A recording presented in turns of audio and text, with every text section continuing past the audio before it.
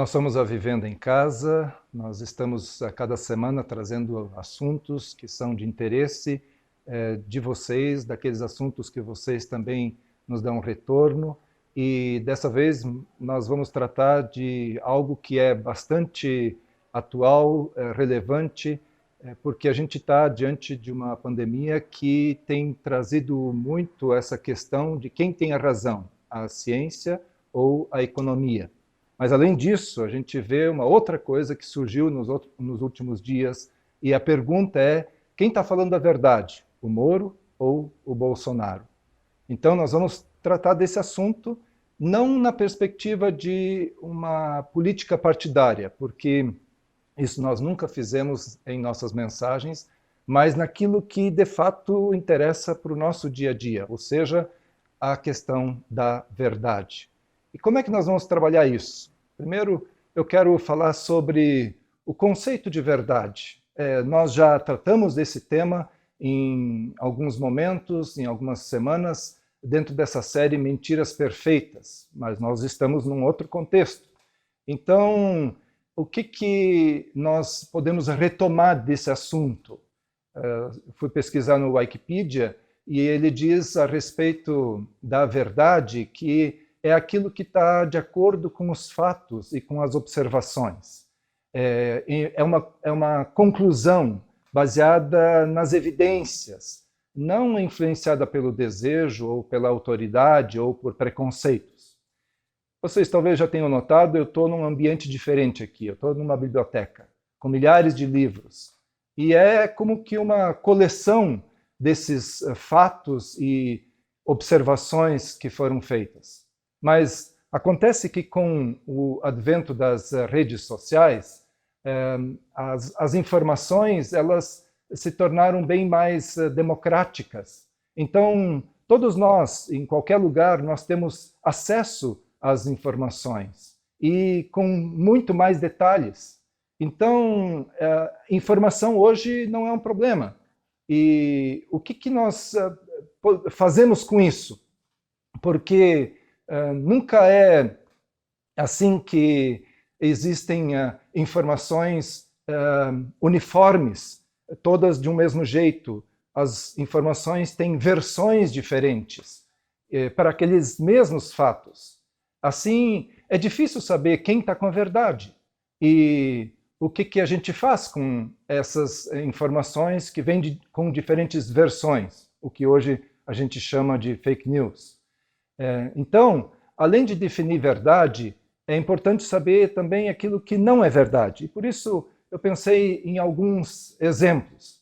A verdade não é simplesmente qualquer coisa que funciona, porque a mentira pode até dar certo, mas ainda assim é uma mentira, ela não é uma verdade. A verdade também não é o que é compreensível. Algumas pessoas podem formar um conceito diante de um grupo e contar uma versão de um fato para outra pessoa, mas mesmo assim não quer dizer que esse fato seja contado da maneira correta ou seja contado com verdade. Então, nós temos esses diferentes jeitos de encarar a verdade. A verdade também não é aquilo que faz as pessoas se sentirem bem, porque, infelizmente, más notícias podem também ser verdadeiras. Então, o que a gente entende, ou o que a gente ainda pode deduzir daquilo que não é verdade? A gente poderia dizer também que uma maioria não estabelece uma verdade. 51% de um grupo pode estar convicto de um fato e de uma versão dos fatos, e ainda assim a conclusão é errada. A verdade não é simplesmente o que se acredita ser a verdade, porque uma mentira acreditada ainda é uma mentira. Enfim, vocês percebem que existem diferentes possibilidades para a mentira, mas eu quero voltar para o conceito de verdade. E é interessante isso porque na versão grega, verdade transmite a ideia de que está sempre disponível, aberto, acessível, é muito transparente. Mas na versão do hebraico, o termo já aponta para algo além. Por quê? Porque aí fala que a verdade tem a ver com firmeza, tem a ver com constância, com duração, e até, de certa forma, apontando para algo que é eterno e ao que a gente pode se apegar. Então, esse é aquilo que a gente está tratando, ou seja, o que é verdade e o que não é verdade. Mas tem uma outra questão. A verdade também tem muita oposição e que vem de todos os lados. Alguns dizem que toda verdade é relativa. Outros acabam dizendo que nem se pode conhecer a verdade. E existe, inclusive, o santo padroeiro do pós-modernismo, o Nietzsche, diz que verdades são ilusões. Qualquer um desses entendimentos acaba sendo autodestrutivo, porque não resiste àquilo que a própria compreensão, o próprio entendimento afirma. E ainda existem outras possibilidades. Por exemplo, aquilo que se chama de pluralismo diz que tudo que se diz sobre a verdade é válido. E aí eu fico me perguntando, e pergunto para vocês, se alguém disser assim que uma mulher está grávida e outra pessoa diz que essa mesma mulher não está grávida, e aí você vai dizer assim, tá, mas as duas pessoas estão dizendo a verdade? Não dá. Tem alguma incoerência nisso. O fato é que a verdade tem uma natureza ofensiva, ou seja, quando se ouve alguém falando ter a verdade absoluta, ainda mais em matéria de fé, aí a gente vai dizer e vai escutar, quem sabe, essa postura de que é uma coisa que a gente classifica como intolerante e que acaba sendo excludente, ao invés de incluir pessoas. E isso, de fato, é assim, porque essa crítica desse jeito, ela não entende a natureza da verdade, que ela, sim, é excludente e não admite alguma coisa diferente. Por quê? Porque pense no caso de um professor de matemática. Alguém, porventura, vai chamar um professor de matemática que afirma que 2 mais 2 é igual a 4 e que ele não tolera qualquer outra resposta como sendo uma pessoa intolerante? Não dá. Mas tem, acho que, outras questões que ainda afetam a verdade. Porque também se diz que a verdade é arrogante. E aí, o que a gente diz a respeito disso? A gente diz que, de fato, tem um valor nessa verdade e que outras opções estão erradas. Então, existe uma só opção. Por exemplo, o caso de um chaveiro, que, ao querer abrir uma porta, só tem uma opção de chave. As outras opções não valem. As outras opções vão deixar a porta trancada. Então, alguém ainda poderia dizer, continuando nessa linha, que tudo que importa é a sinceridade, tudo que importa são as intenções, tudo que importa são os desejos. Não importa o quanto se acredita sinceramente que aquela chave errada não vai abrir o portão. Mas o fato é que não existe possibilidade, uma outra possibilidade de abrir o portão a não ser aquela única chave. E por mais que se queira, não vai abrir portão nenhum. Ou se você estiver diante de uma situação de falta de combustível e o ponteiro lá do relógio que marca o quanto de combustível tem no tanque está dizendo, está apontando, está acusando de que o tanque está vazio. Por mais que você queira que o tanque esteja cheio, ele não vai estar cheio e o carro não vai andar. Então, são essas as nossas questões em torno da verdade. E alguns chegam, inclusive, ao ponto de admitir que, sim, nós podemos falar numa verdade que é absoluta, mas daí acabam restringindo essa mesma verdade absoluta somente para a ciência. E aí, de novo, eu tenho meus questionamentos, porque a ciência é incapaz de fornecer a verdade nas questões de moral e de ética. Um exemplo, de novo, é que não se pode usar a ciência, por exemplo, para provar que os nazistas eram maus. E aí? Por isso, é tão importante entender o conceito de verdade absoluta em todas as áreas da vida, muito além da fé e da religião. Simplesmente nós temos consequências quando a gente não entende e não aceita a verdade absoluta, consequências para o nosso dia a dia. Por exemplo, se você tomar um avião errado, ele não vai te levar para aquele lugar que você deseja. Precisa tomar o avião correto, aquele que corresponde à sua passagem. Então, é assim no nosso dia a dia. E eu disse que essas coisas têm consequência no nosso dia a dia. Do que eu estou falando quando a gente entra nesse assunto da verdade absoluta?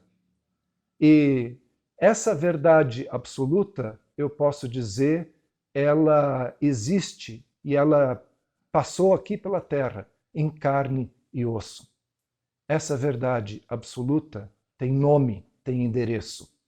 E isso aconteceu há quase 2000 anos atrás, que a verdade, Jesus Cristo, foi levada a julgamento e foi condenado por pessoas que se dedicavam à mentira. De fato, a verdade enfrentou vários julgamentos religiosos e legais.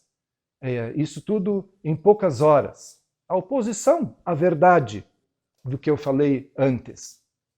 Depois de ser preso, Jesus, a verdade, foi levado primeiro a um homem chamado Anás, um corrupto ex-chefe dos sacerdotes judeus, e que esse homem fez de tudo o que podia, o que não podia, para condenar Jesus.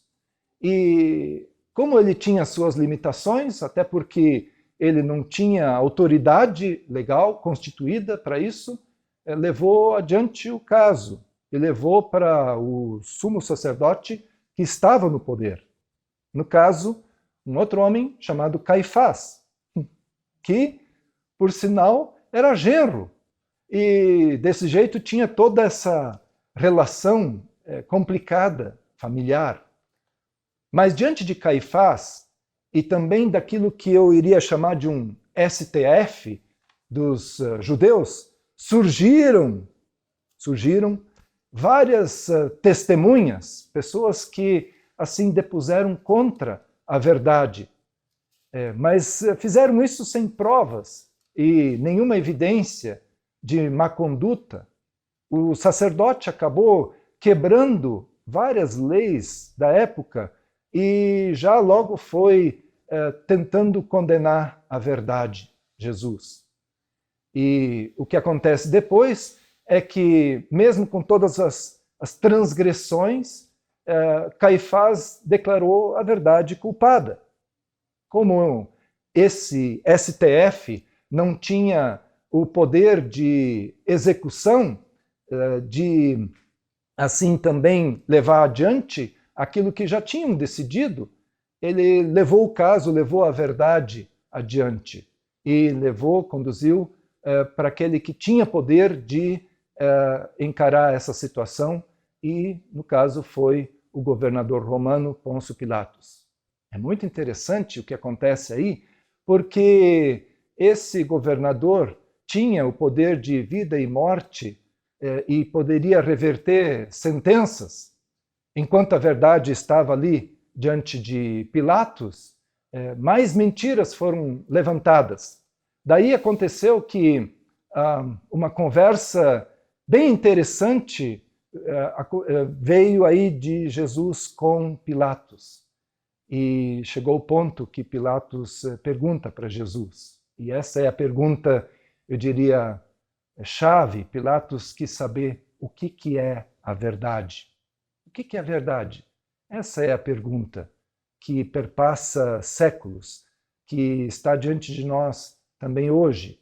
É uma questão importante e que mais do que nunca a gente precisa responder, precisa saber o que é a verdade.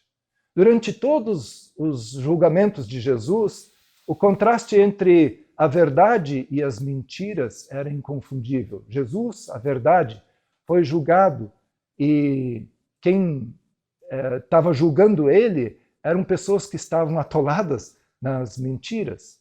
Os líderes da época estavam atolados nas mentiras e quebraram quase todas as leis para condenar a verdade.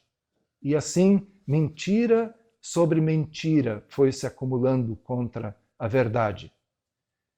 Mas aí tem uma palavra, que é uma palavra de Deus, que diz: mas quem ama não maltrata, não procura seus interesses, não se ira facilmente, não guarda rancor. O amor não se alegra com a injustiça, mas se alegra com a verdade. O amor se alegra com a verdade. Que palavra para os nossos dias, enquanto a gente está em crise com a verdade. A dura realidade é que Pilatos, ele estava ali diante da verdade e tinha a oportunidade de ser confrontado com a verdade. E foi. E o que ele fez? Ele ignorou a verdade. Eu disse antes, a verdade tem nome, a verdade tem endereço. A verdade é Jesus. E o que Pilatos fez, ele ignorou a verdade. Jesus, antes de encontrar-se com Pilatos, chegou a dizer: eu sou a verdade. E como é que um homem simples pode dizer isso? Como é que Jesus pode chegar a esse ponto? É que realmente Jesus não é um homem qualquer. Jesus é a verdade em pessoa.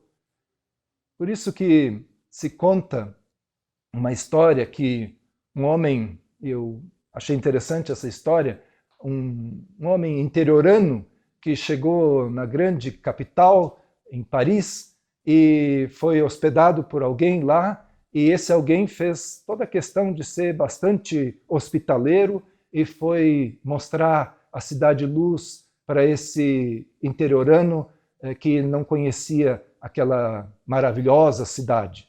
Então foi até o Museu do Louvre e lá mostrou todas aquelas obras de arte. Foi também a um teatro famoso e lá assistiu a uma peça e a um concerto de uma orquestra sinfônica. Quando chegou em casa, esse interiorano disse: pois é, na verdade, eu não gostei nem das obras de arte do museu e nem da música daquela orquestra. E foi muito interessante que esse hospedeiro disse: sim, mas o que está em julgamento não é a orquestra, não é o museu, é você. Ou seja, o que nos vem diante dessa situação, diante de Jesus para você e para mim? É que, no final das contas, nós é que vamos precisar prestar contas da verdade e da nossa relação com a verdade. Ou seja, é de que nós precisamos saber onde está a verdade e o que fazer com a verdade, porque existem consequências dessa verdade.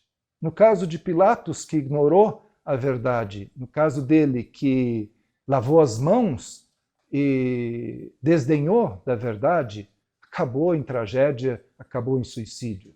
É assim, a mentira tem as suas consequências, a falta de verdade também. Existem muitas pessoas que são semelhantes a Pilatos, que estão confusos ou, quem sabe, descrentes com a questão da verdade. mas que, mesmo diante da verdade, deixam passar essa oportunidade de serem transformados pela verdade. E como é que a gente pode reconhecer a verdade nos dias de hoje? O próprio Jesus falava da palavra de Deus e quando disse em oração ao próprio Deus, a tua palavra é a verdade. É assim que a gente lê na palavra de Deus. E foi essa mesma palavra de Deus que ele recomendou aos seus ouvintes, quando ele disse, se vocês permanecerem firmes na minha palavra, verdadeiramente sereis meus discípulos e conhecerão a verdade, e a verdade vos libertará. Você percebe que o problema é que muitas vezes se usa versos como esse, sem levar em conta a verdade absoluta, porque a verdade absoluta, Jesus, é essa referência, esse critério maior. E tendo esse referencial, as coisas mudam. Sem esse referencial, então é um vale tudo. Por isso que quando nós chegamos ao final desse tempo e quando a gente se depara com esse questionamento da verdade, eu ainda queria dizer que essa verdade absoluta em Jesus é uma verdade que também se dá em meio à paz. Não precisa ser por força imposta. Essa não é a minha verdade, é a verdade de Deus, é a verdade que está em Jesus. O que eu faço com tudo isso? Eu diria duas coisas. A palavra de Deus é a verdade, que ela seja o crivo de toda e qualquer palavra e atitude nossa. A segunda coisa, a verdade, ela vive, ela está em Jesus e nós podemos abraçá-la. Que seja assim com vocês e comigo em todos os dias. Um grande abraço. Ao sozinho e ferido, cansado e faminto, que estão no escuro, em terras longínquas, em mares distantes, a luz ressurgirá, pois Ele é a voz que fala ao coração sobre a esperança e futuro, além do que se pode ver, o reino vem aos que esperam, o desejado das nações, em seu nome a terra treme, o reino vem.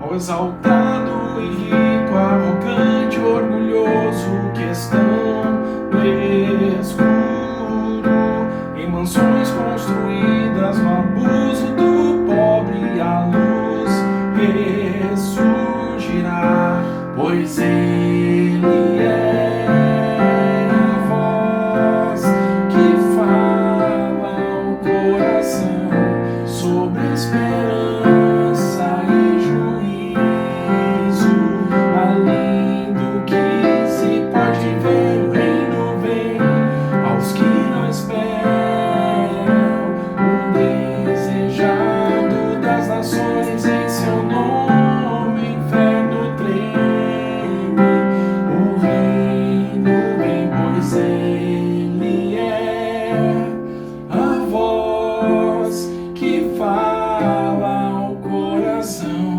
sobre a esperança e o futuro, além do que se pode ver, o reino vem aos que esperam, o desejado das nações, em seu nome a terra treme, o reino vem.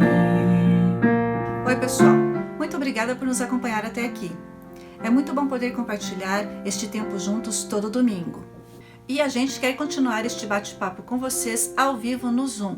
Clique no link abaixo na descrição do vídeo. Esperamos você lá. Compartilhe o nosso link Vivendo em Casa, se inscreva no canal e acione o sininho para receber as notificações. Até a próxima!